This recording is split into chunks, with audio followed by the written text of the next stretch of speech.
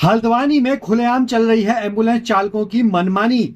शहर में एम्बुलेंस के नाम पर चल रही है बड़ी लूट और निशाने पे होते हैं मरीज या ग्राहक। कुछ दिनों पूर्व ही हमने स्कूटी टैक्सी जो संचालित हो रही थी काठगोदाम से, उसको पर्दाफाश किया था, उसका भांडाफोड़ किया था, जिसमें एक ही नंबर की कई स्कूटियां चल रही थी। और आज हम आपके लिए आए विशेष रिपोर्ट में शहर में संचालित हो रही एम्बुलेंस के बारे में। क्या आपने कभी सोचा है कि जिस एम्बुलेंस में बैठकर आपके परिजन अस्पताल पहुंचने की उम्मीद करते हैं, वो एम्बुलेंस कहीं आपको लूटने का जरिया तो नहीं बन चुकी है?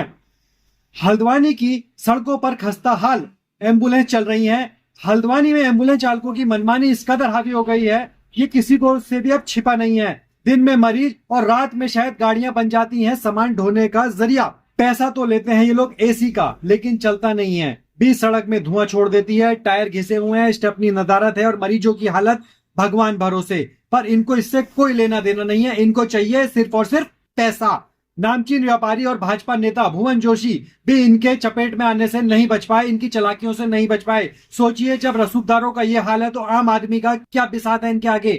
एम्बुलेंस चालकों ने होशियारी से भुवन जोशी से 4,000 रुपए का तेल डलवाया।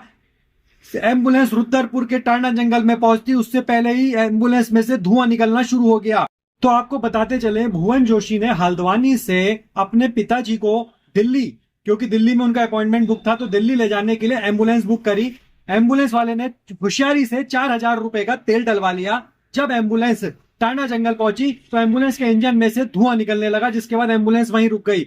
एक और एम्बुलेंस को बुलाया गया जो हाईवे पे जाने के बाद जिसका टायर पंचर हो गया और एम्बुलेंस में स्टेपनी तक नदारत थी। जिसके बाद तीसरी एम्बुलेंस बुलाई गई और उसके बाद दिल्ली जाया गया। लेकिन यहाँ पे बड़ा सवाल उठता है, जब 4,000 रुपए एक एम्बुलेंस वाले ने लिए, उसके बाद दूसरे ने भी लिए, उसके बाद आज तक ये लोग भुवन जोशी का फोन नहीं उठा रहे हैं। तो ये क्या इनका रोज का काम है कि एक एम्बुलेंस यहां तक खराब हो जाएगी, उसके आगे दूसरी एम्बुलेंस आएगी, उसके बाद तीसरी आएगी? क्या कहीं ना कहीं ये लोगों को लूटने का काम नहीं कर रहे हैं? क्या ये सब रोज होता है? क्या ये शातिर चालक केवल पैसों के लिए मरीजों की जान से खिलवाड़ कर रहे हैं? क्या आपके किसी परिचित के साथ भी ऐसा हुआ है? ये बात आप कमेंट बॉक्स में जरूर बताइएगा।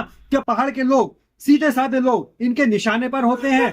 ये बात को आपको जरूर बताना होगा और इस वीडियो को इतना शेयर करना होगा कि इन मनमानी, इन चालकों की, इन एम्बुलेंस चालकों की जो मनमानी है वो कहीं ना कहीं अब हावी होती दिख रही है। इनको इससे कोई मतलब नहीं है, कोई सरोकार नहीं है कि मरीज की जान कितनी जरूरी है, लेकिन इनको चाहिए सिर्फ और सिर्फ पैसा। तो ये खिलवाड़ कर रहे हैं आपसे के साथ भी और परिवहन विभाग के साथ भी। तो परिवहन विभाग को भी, संबंधित विभाग को भी धज्जियां उड़ा रहे हैं नियमों की।